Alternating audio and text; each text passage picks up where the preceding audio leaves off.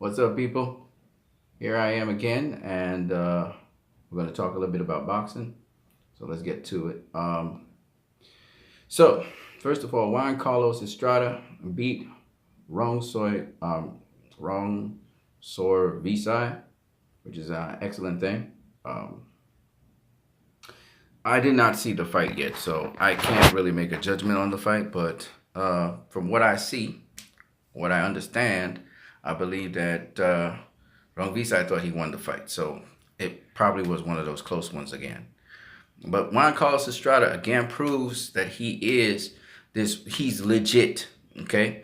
You know, everybody was praising at the time Chocolito, and they weren't really talking about Juan Carlos Estrada, who was doing some remarkable things in boxing. And he just proves again how good a boxer he was. And of course, he faced Chocolatito and gave him a run for his money. So I'm just saying, some argue he beat him. So I'm just saying that when you look at things in that perspective, you gotta hand Juan Carlos Estrada his props. I didn't see the fight yet though. Um, there's some fights coming up tonight, so we're looking forward to those that are coming up. They're going to be exciting fights. Um, there are some upcoming fights that have been cemented. It seems as though Sean Porter versus Errol Spence Jr. is going to be on the cards. That's going to happen. I was just watching a video from Vilify Media. Bob Arum talking about a year ago about Errol Spence versus Terrence Crawford and talking about how he's not going to make the fight if the fight doesn't make mad money via pay-per-view for both fighters. That was very interesting because now I hear him pressing for the fight, but I think he's just mainly bending it. You know, he's kind of being ridiculous. And he knows that fight ain't going to happen soon because it's not going to make the top amount of money for both fighters anyway. So Bob Arum actually told the truth back in 2018, and you can go check Vilify Media and the interview they had with him. And it's just weird seeing this stuff. You know what I mean? I also Jesse Vargas, man. Jesse Vargas. Sorry about that. There, Jesse Vargas defeated, and rightly so. He defeated Soto, right? He defeated Soto, not stopped him, dropped him, stopped him, and in an impressive win, even though he hurt his eye, head clash. And again, Jesse Vargas has been dealing with a number of different trainers over his career, dealing with different people, sampling different things, the techniques, etc. And Jesse's again proving how good he is. 154 pounder. I think they fought for a vacant title, something like that, or was just fought at 154 pounds. Did quite well. We'll see where he goes next. He says he's going to try and face Munguia. We'll see what happens with that. Freddie Roach was proud of him.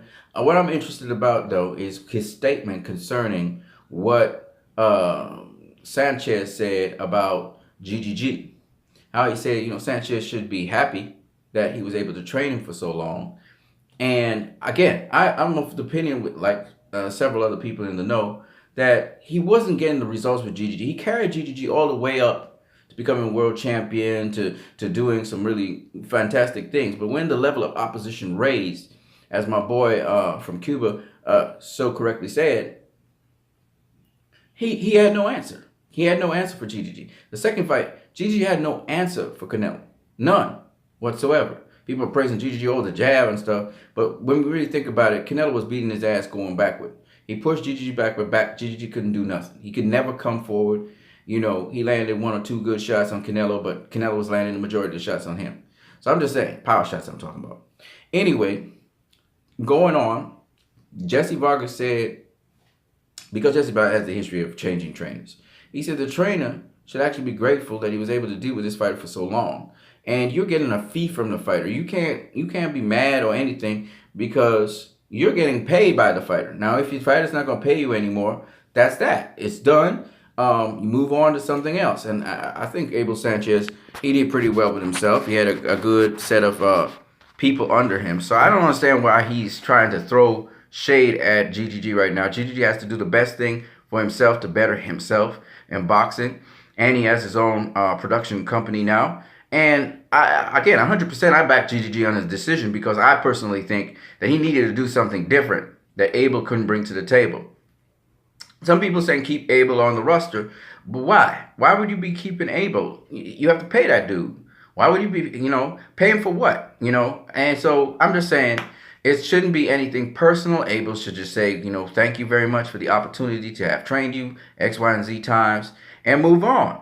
he behaved as if GG betrayed him or something. He didn't betray you. He can make business. Badu Jack stopped training with what's that guy's name? I forgot what his name is, and he moved on to another trainer, the guy who he's long term training with all the time.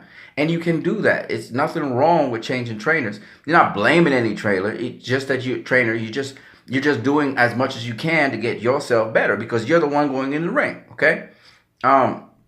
So what I found was that, as Jesse Vargas was saying, if the fighter's trying to better themselves, they're trying to move further. And another thing I hate about what trainers say, and it happens too with fighters, is sometimes while the trainer and the fighter are winning, as Jesse Vargas so correctly said, there is no he's doing this or I'm doing it. It's more we are doing things and success, and congratulate the fighter on that.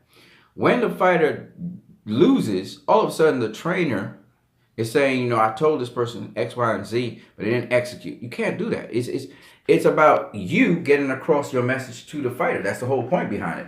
It's not what you tell them. It's that they are executing it because of your relationship with them. So a good trainer, most good trainers, are able to communicate what they mean or listen to the fighter in the ring, be able to communicate the solution to the problem that the fighter may be seeing, or an extra pair of eyes to help the fighter see what they need to see. So at the end of the day, if the guy lost the fight, that's a failure on your part as a trainer, because you're supposed to be able to get your fighter motivated enough and to get your fighter's eye open enough to know what needs to be done next, or at least suggest to them or help them in what their decision-making process is in adapting to whatever they're seeing. So that's what a trainer is there for.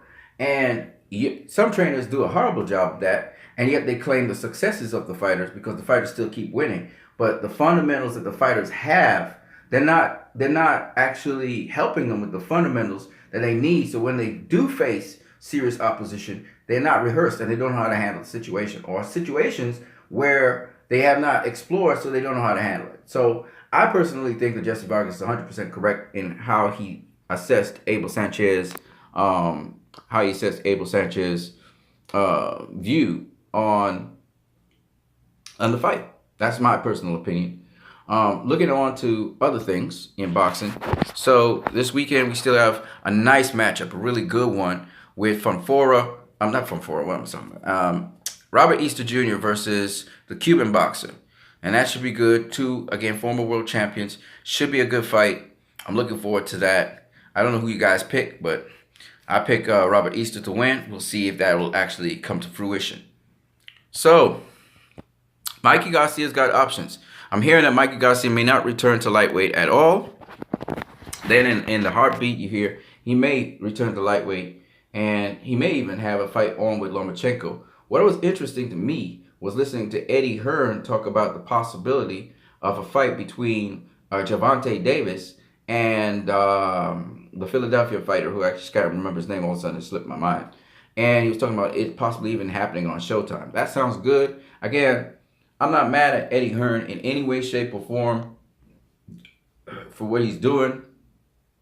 And the zone's a really good idea. I think that they should keep on pressing and doing what they're doing. The variety in boxing is everything. So I'm not mad at Eddie Hearn. I'm not mad at what he's trying to do. People are trying to put negative political pressure on him.